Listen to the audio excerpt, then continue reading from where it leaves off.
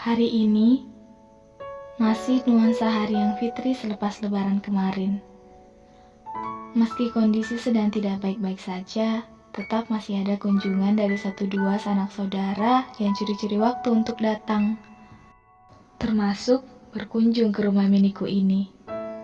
Aku tak dapat bicara banyak karena memang tak tahu apa yang perlu untuk kuucap. Hanya ibu yang meladeni si tamu untuk mengobrol. Aku hanya duduk diam mendengarkan. Di tengah obrolan yang ada, satu kalimat dari ibu terus terngiang di kepalaku. Katanya, dulu dia itu hanya main-main, coba-coba, pada akhirnya terjebak, tidak bisa membaik, dan menyesal.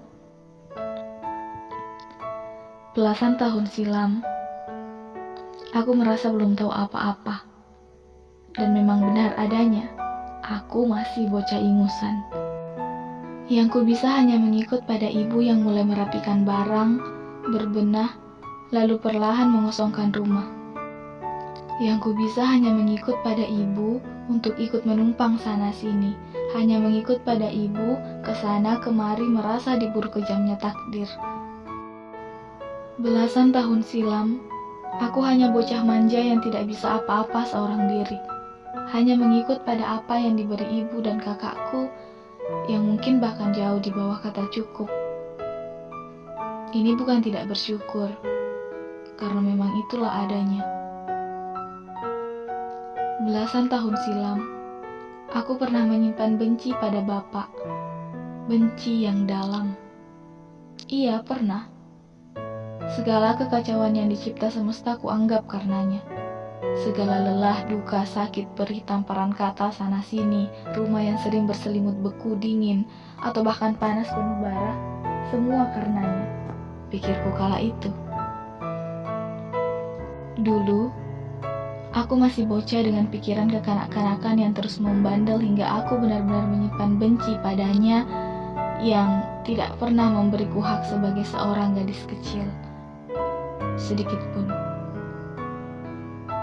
Tahun demi tahun berlalu, dan aku masih saja dengan rasa yang sama.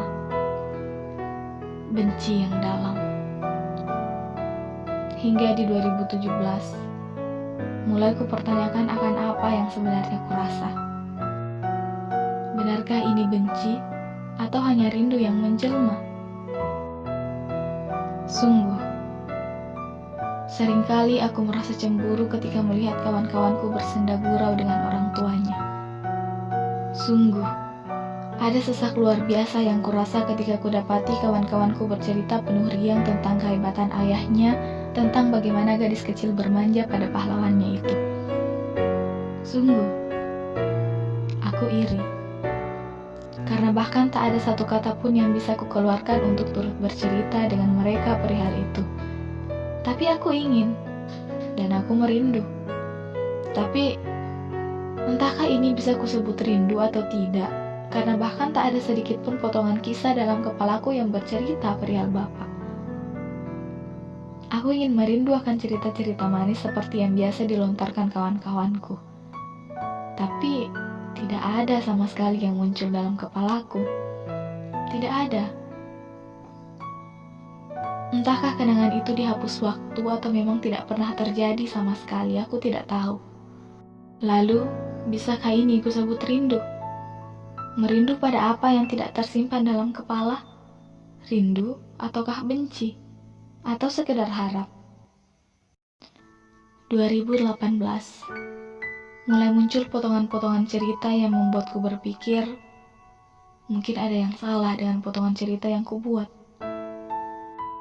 Ya, selama ini, setiap cerita yang kubuat selalu menempatkan bapak sebagai si tokoh antagonis. Segala masalah selalu berakar dari ulahnya yang menyakitkan kala itu. Tapi tidak pernah ku coba melihat dari sisi pandang yang lain. Yang kulihat memang benar, bapak sudah sangat jahat, keterlaluan, menyebalkan. Tapi bukankah di dunia ini yang tidak terlihat justru terkadang lebih bisa menjadi obat dari segala keriuhan dalam kepala? Bisa saja Bisa saja banyak cerita lain dari sudut pandang Bapak yang jauh berbeda dengan apa yang selama ini kutanamkan dalam pikiran.